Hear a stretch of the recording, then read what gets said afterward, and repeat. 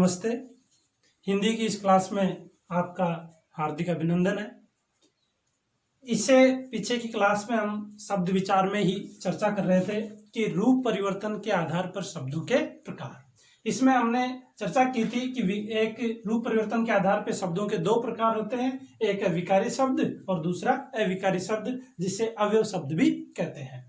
विकारी शब्द की परिभाषा की चर्चा आपने की थी कि वे शब्द जिन पर लिंग, वचन, कारक व काल का प्रभाव पड़ता है उन्हें विकारी शब्द कहते हैं। और विकारी शब्द हैं वो कितने प्रकार के होते हैं? 4 प्रकार के होते हैं। संज्ञा शब्द, सर्वनाम शब्द, विशेषण और क्रिया शब्द। ये 4 प्रकार हमने मोटे मोटे इसके देखे थे।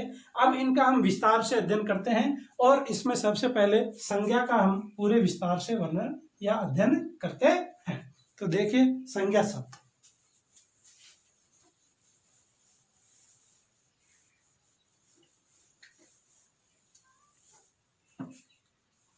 संज्ञा, सबसे पहली बात आती है इसकी परिभाषा की कि संज्ञा किसे कहते हैं। और इस चीज को हम काफी समय से इस चीज को हम देखते आए हैं और याद भी करते आए हैं संज्ञा को। तो एक बार फिर से हम इसको रिवाइज कर लेते हैं अपने कि किसी व्यक्ति, वस्तु, स्थान या प्राणी के नाम का बोध जिन शब्दों से होता है उसे संज्ञा शब्द कहते हैं। नाम है, इसके अलावा देखो 1-2 चीजें और लिखो, जाति और भाव। किसी व्यक्ति, वस्तु, स्थान या प्राणी के नाम, जाति, भाव का बोध, नाम, जाति, भाव का बोध जिन शब्दों से होता है उसे क्या कहते हैं? संज्ञा शब्द कहते हैं।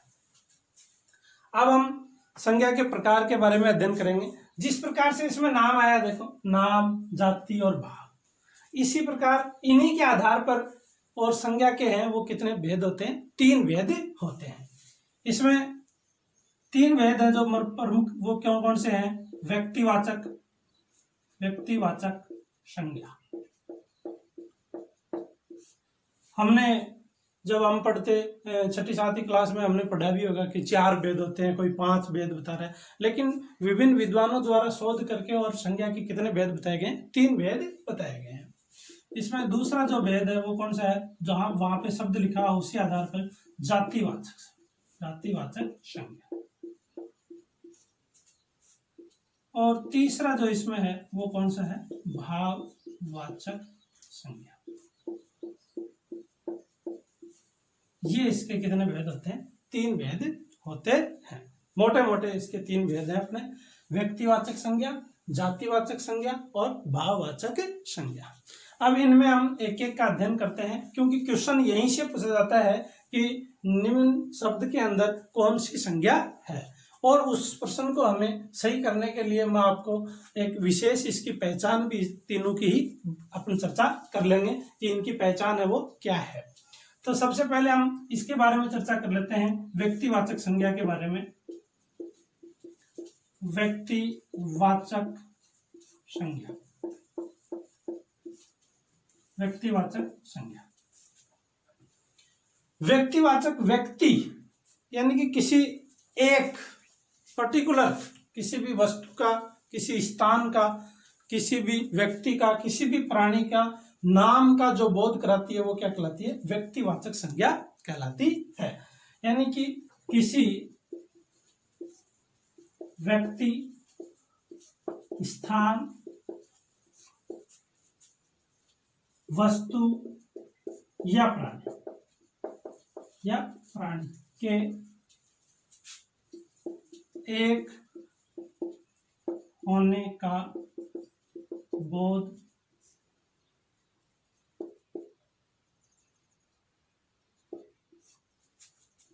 कराने वाली संज्ञा व्यक्तिवाचक संज्ञा कहलाती है।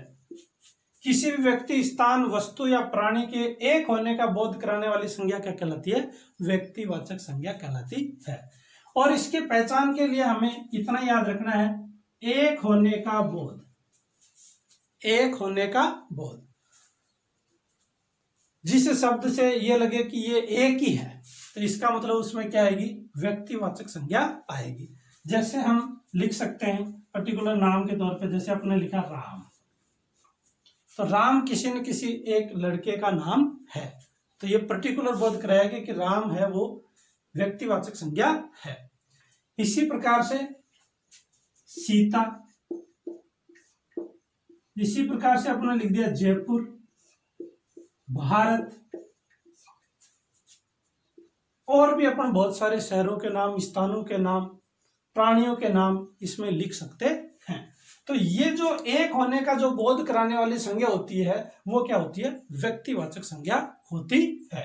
तो अपन जैसे ही अपने पास में शब्द आएगा ऑप्शन में कि सीता है, जयपुर है, भारत है और बहुत सारी शब्दावली है, तो कोई भी शब्द आए तो उससे आपको ये देखना है कि एक होने का बोध हो रहा है क्या। जैसे जयपुर, जयपुर एक ही शहर, भारत, भारत एक देश है, ठीक है ना, राम, सीता ये पर्टिकुलर नाम है। तो ये अपने को वहां पे पहचान कर लेनी है कि ये एक ही है क्या।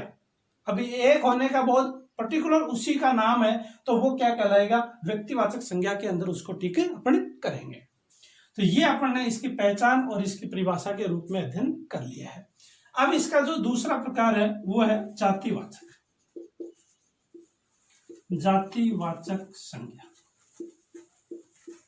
नाम से जैसा कि इसमें अपने को पता चल रहा है कि जातिवाचक यानी कि ये ऐसे शब्द हैं जिनसे क्या पता चलेगा? उस वस्तु की, उस प्राणी की या फिर उस स्थान की अपने को क्या पता चलेगी? जाति का, संपूर्ण जाति का जो बोध है वो अपने को होगा। तो उन शब्दों को हम किस में शामिल करेंगे? जातिवाचक संज्ञा में शामिल करेंगे। तो किसी व्यक्ति, स्थान, वस्तु या प्राणी के संपूर्ण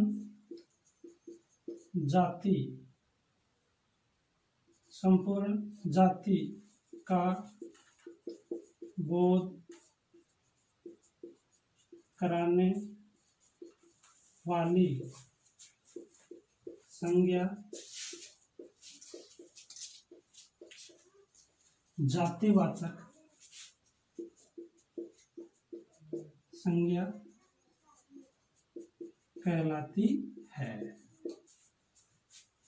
इसकी पहचान के तौर पे अपन लिखेंगे कोई भी हो का बोध,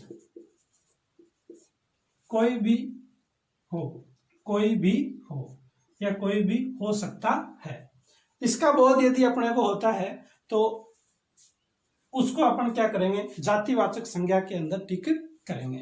परिभाषा एक बार दोबारा देख लें। किसी व्यक्ति, स्थान, वस्तु या प्राणी के संपूर्ण जाति का बोध कराने वाली संज्ञा क्या कहलाती है? जातिवाचक संज्ञा कहलाती है। कोई भी हो सकता है, चलो इसको मैं इस प्रकार से लिख देता हूं आपके भी, कोई भी हो सकता है का बोध पूरा लिख देते हैं आप।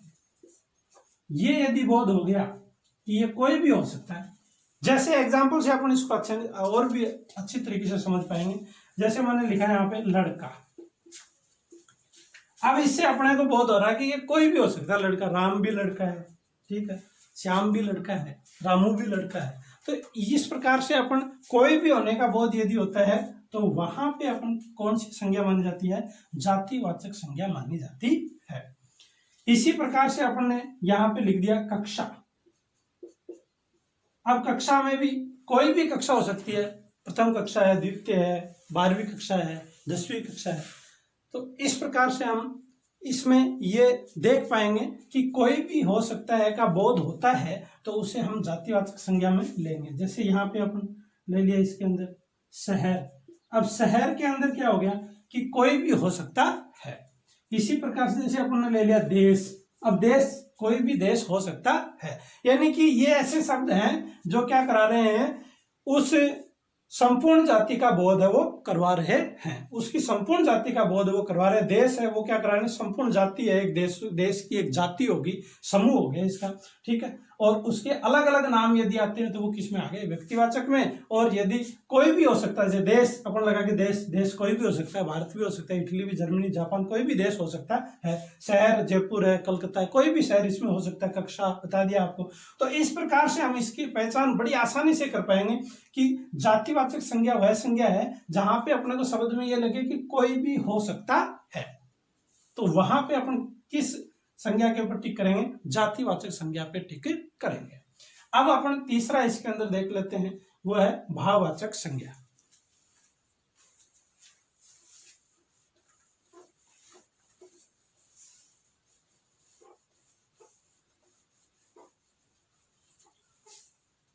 भाववाचक संज्ञा से पहले जातिवाचक संज्ञा में दो भेद और माने जाते हैं विभिन्न विद्वानों के अनुसार, उसका भी हम थोड़ा सा अध्ययन कर लेते हैं। तो इसमें अपन एक बार फिर उसको देख लेते हैं, जातिवाचक संज्ञा। और इसमें दो भेद और माने जाते हैं इसके। एक तो माना जाता है इसमें समूहवाचक। वैसे बहुत सारी बुकों में ये एक ही जगह लिखा हुआ है, बस अंतिम लाइन लिख दी कि इस प्रकार के शब्द आते हैं तो वहां पे समूहवाचक जाति होता है। इसी प्रकार से इसमें एक होता है पदार्थवाचक। पदार्थवाचक जिसका कई जगह नाम आपको द्रव्यवाचक भी लिखा हुआ मिलेगा। ये शब्द और आपको सुनने को मिलेंगे। और जो हाई लेवल की जो एग्जाम होती हैं उनके अंदर प्रश्न है वो यहाँ से बहुत बार पूछा भी जाता है। अब ये जातिवाचक में है तो ये समूह, यानी कि जाति के भी एक विशेष समूह का वो बोध करवाएगा। अभी हमने जातिवाचक में एक एग्जांपल जैसे मैं लिख देता हूं, यहाँ पे मैंने लिख दिया गाय। अब गाय जातिवाचक है, गाय क्या है, जातिवाचक है। और जब ये व्यक्तिवाचक, कोई भी हो सकती है गाय, तो जैसे थार पारकर है, ठीक है, और कई प्रकार की गायों की नस्ल अपन पढ़ते हैं, थार पारकर होगी। इसके बाद अपन जैसे एक पुरानी प्राचीन काल के अंदर अपन काफी गायों के नाम सुनते थे। तो यानी गायों के क्या है, पर्टिकुलर नाम आते हैं तो वो भी किस में जाएंगे, व्यक्तिवाचक में। और गाय शब्द आता है तो वो किस में जाता है, जातिवाचक में जाता है। तो ये बात अपने को विशेष ध्यान में रखनी है। लेकिन अब अपन समझ रहे हैं समूहवाचक क्या है, वो इसी से समझेंगे। ये जैसे जातिवाचक हो गया। अब समूहवाचक में जैसे मैंने यहाँ पे लिख दिया पशु, क्या लिख दिया, पशु। अब ये क्या हो गया, ये समस्त पशु जाति का क्या है, समूह का बोध करा रहा है कि इसमें गाय भी है, भैंस भी है, भेड़ भी है, बकरी भी है, ऊंट भी है। तो ये पशु शब्द है वो एक समूह का बोध कराता है। तो ये समूह जातिवाचक है लेकिन किस प्रकार का है, समूहवाचक है। तो ये प्रश्न काफी बार यहाँ से अपने को पूछा जाता है। पशु हो गया, जैसे अपने लिख दिया पक्षी, तो पक्षी शब्द भी है, वो चिड़िया है, गोरिया, तो कितने प्रकार के पक्षियों के एक समूह का अपने को बैया है, ठीक है ना। तो इस प्रकार के बोध करवाते हैं। तो और इसके बाद में जैसे इसमें शब्द आता है गुच्छा, ठीक है, अंगूरों का गुच्छा है, ठीक है। तो इस प्रकार के शब्द इसमें आते हैं। झुंड आता है, झुंड, तो इस प्रकार के शब्द इसके अंतर्गत आते हैं। तो ये अपने को इसमें ध्यान में रखना है कि समूहवाचक के अंदर हम देंगे कि किसी जाति के समूह का, पूरे समूह का बोध कराती है, तो उसे हम किस में जाएंगे, समूहवाचक संज्ञा के अंदर टिक करेंगे। इसी प्रकार से दूसरा दिख रहा है आपको पदार्थवाचक या द्रव्यवाचक। अपन पदार्थवाचक या द्रव्यवाचक में देखें तो अपने को पता चलेगा कि ये क्या करवाता है, किसी भी पदार्थ की या किसी भी जो वस्तु है, स्थान है, कोई भी है, तो उसका क्या कराएगा, इसकी अवस्था का बोध कराएगा। क्या कराएगा, उसकी अवस्था का बोध कराएगा। तो अवस्था का बोध जहां होता है वहां पे क्या करना है, अपने को पदार्थवाचक करना है, ठीक है। अब पदार्थवाचक के अंदर हम देखेंगे, एग्जाम्पल से हमें अच्छे से समझ पाएंगे। जैसे अपने पास में है पत्थर, अब ये ठोस है, ठीक है ना। इसी प्रकार से अपने पास में है पानी, ये तरल है, अवस्था का बोध हो रहा है। इसी प्रकार से पदार्थवाचक में हम देखेंगे कि जैसे अपने पास में है सोना है, लोहा है, कोयला है, मिट्टी है। तो ये सब अपने पास में ऐसे शब्द हैं जिनको संज्ञा शब्द हैं, लेकिन उनको जातिवाचक में भी अलग स्थान दिया गया है। और वो कौन सा स्थान दिया गया है इनको? पदार्थवाचक या द्रव्यवाचक। तो ऐसे शब्द अपने को मिलते हैं, और यदि ऑप्शन में अपने को पदार्थवाचक या द्रव्यवाचक शब्द ऑप्शन है अपने पास में, तो हम उसको ठीक करेंगे। तो इस प्रकार से हम इस जातिवाचक को और भी विस्तार से हम समझ सके हैं। अब अपन पढ़ते हैं भाववाचक संज्ञा। यह आसानी से आपके समझ में आ गया होगा कि जातिवाचक के अंदर ही दो भाग हैं। समूहवाचक, समूहवाचक में उस जाति के संपूर्ण समूह का बोध होता है, जैसे पशु है, पक्षी है, गुच्छा, झुंड। इसी प्रकार पदार्थवाचक या द्रव्यवाचक में उसकी अवस्था का बोध होता है, जैसे पत्थर है, पानी है, सोना है, लोहा है, कोयला, मिट्टी। इस प्रकार से अपने को बोध होता है। तो ये अपन ने इसमें जातिवाचक में और डीप तक अध्ययन कर लिया है। अब अपन पढ़ते हैं भाववाचक। भाववाचक संज्ञा, जैसा कि इसके नाम में आ रहा भाव, यानी कि उस शब्द को पढ़ने के अंदर उसके अंदर किस प्रकार के अपने को अंदर भाव उत्पन्न हो रहा है, इसके बारे में अपने क्या विचार उत्पन्न हो रहे हैं, वो किस में आते हैं? भाववाचक संज्ञा में आते हैं। अब इसकी परिभाषा यदि अपन लिखते हैं तो हम देखते हैं कि किसी भी व्यक्ति, वस्तु, स्थान या प्राणी के धर्म का, उसके कार्य का, उसके रंग का, उसके गुण का जहां बोध होता है वहां क्या होती है? भाववाचक संज्ञा होती है। तो लिख लेते हैं, किसी व्यक्ति, स्थान, वस्तु या प्राणी के धर्म, कार्य, गुण और मनोभाव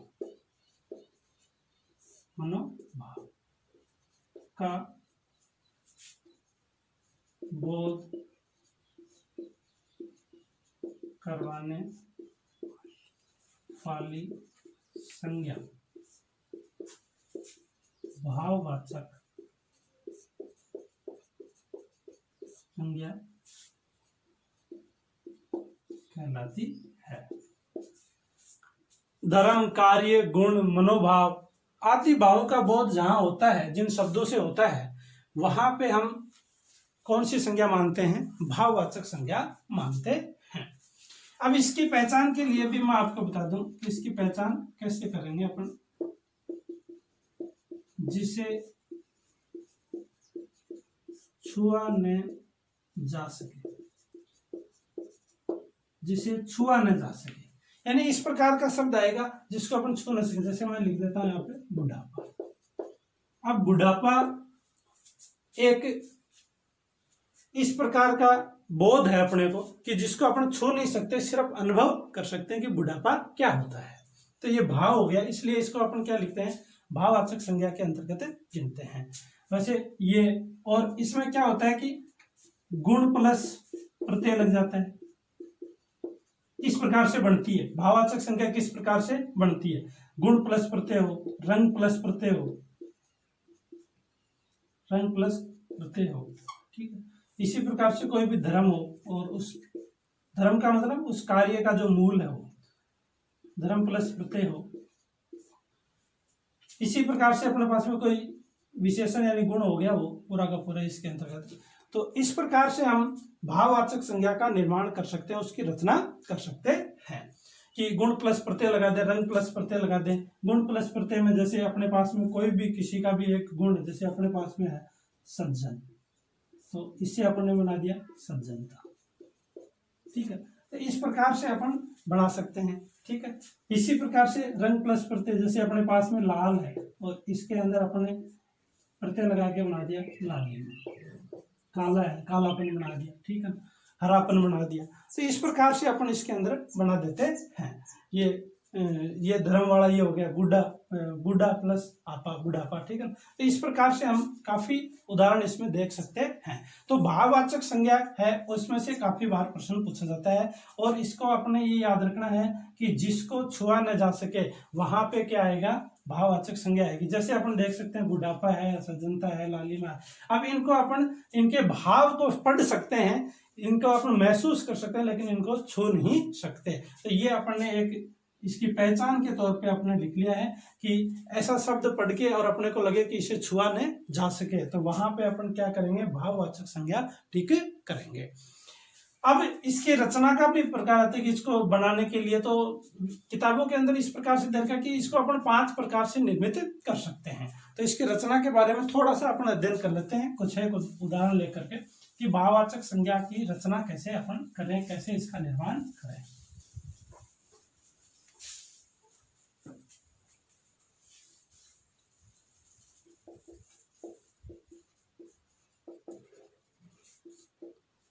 भाववाचक संज्ञा की रचना, और 5 प्रकार से इसकी रचना अपन कर सकते हैं।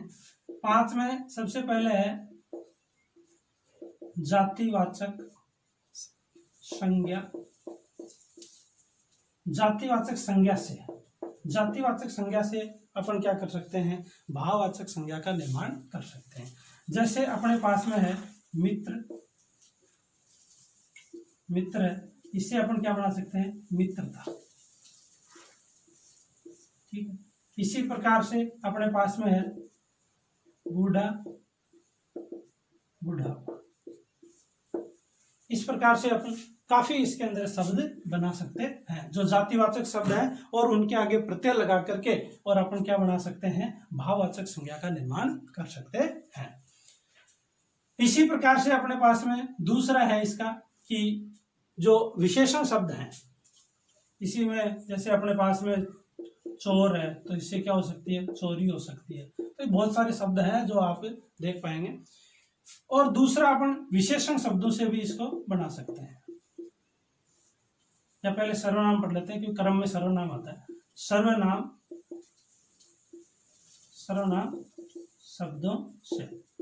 सर्वनाम शब्दों से भी भाववाचक संज्ञा का निर्माण अपन कर सकते हैं। जैसे अपने पास में सर्वनाम है मम, इससे अपन बना सकते हैं ममता या ममत्व, ठीक है ना। अपना,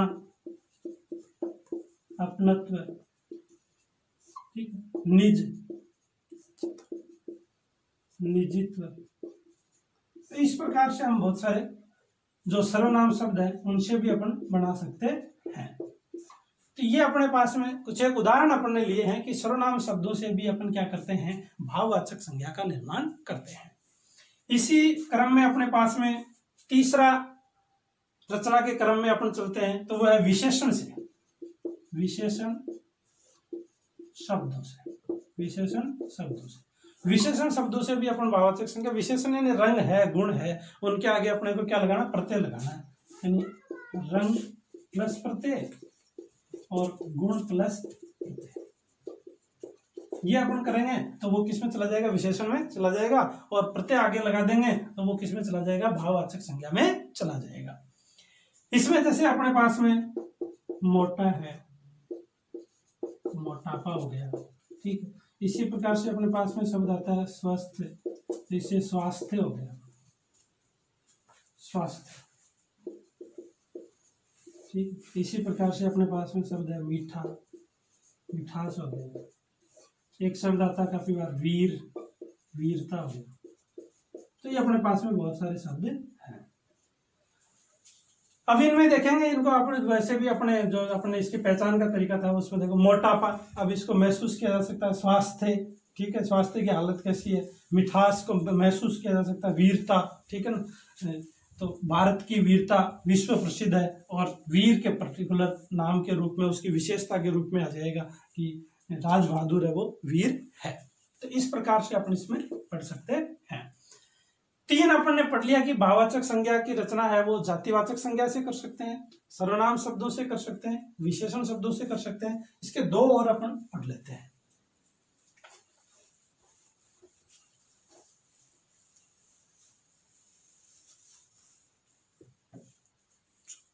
इसका जो चौथा जो अपने पास में प्रकार है वो क्रिया द्वारा। क्रिया द्वारा अपन भाववाचक संज्ञा का निर्माण कैसे करें।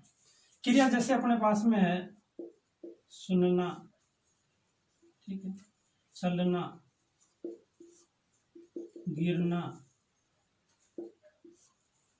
बैठना, बहुत सारी क्रियाएं हैं अपने पास। इनसे यदि अपन भाववाचक संज्ञा का निर्माण करें तो किस प्रकार से करते हैं। सुनना तो इसकी होती है सुनवाई, ठीक है, वही है प्रत्यय लग जाते हैं और फिर क्रिया से क्या बन जाता है, भाववाचक संज्ञा बन जाती है। चलना चाल, ठीक है, गिरना गिरावट, ठीक है, इसी प्रकार से बैठना बैठक, ठीक है। इस प्रकार से अपन इसके अंदर देख सकते हैं। अब देखिए ये क्रिया द्वारा अपन ने इसका भाववाचक संज्ञा का निर्माण कर लिया है। ये क्रियाएं अपने को पता है कि सुनना है, चलना है, गिरना है, बैठना, ये क्रियाएं हैं और इनसे अपन प्रत्यय लगा करके और क्या कर सकते हैं, भाववाचक संज्ञा का निर्माण कर सकते हैं। और पांचवा और इसका अंतिम प्रकार है वो है अव्यय शब्दों से। अव्यय शब्दों से भी अपन भाववाचक संज्ञा का निर्माण कर सकते हैं। जैसे अपने पास में कुछ एक शब्द हैं, जैसे दूर है, इससे बनती है भाववाचक संज्ञा दूरी। इसी प्रकार से अपने पास में है शीघ्र है, इससे बनती है शीघ्रता, ठीक। इस प्रकार से अपने पास में काफी शब्द हैं जो अवयव शब्द हैं और उनसे अपन क्या बना सकते हैं, भाववाचक संज्ञा का निर्माण कर सकते हैं, ठीक है। जैसे धिक है तो इससे बन जाता है धिक्कार, ठीक है। तो इस प्रकार से अपने पास में बहुत सारे ऐसे शब्द हैं, अवयव शब्द हैं, जिनसे अपन क्या कर लेते हैं, उनके आगे कोई प्रत्यय लगा करके और भाववाचक संज्ञा का निर्माण कर लेते हैं। तो ये आपने मोटे मोटे तौर पे संज्ञा के 3 प्रकार और उनका विस्तृत अध्ययन हमने किया है और इसको भी हमने बिल्कुल एक तरीके से मैजिक तरीकों से अपने समझा ताकि अपना जो परीक्षा के अंदर प्रश्न है वो गलत नहीं हो। धन्यवाद।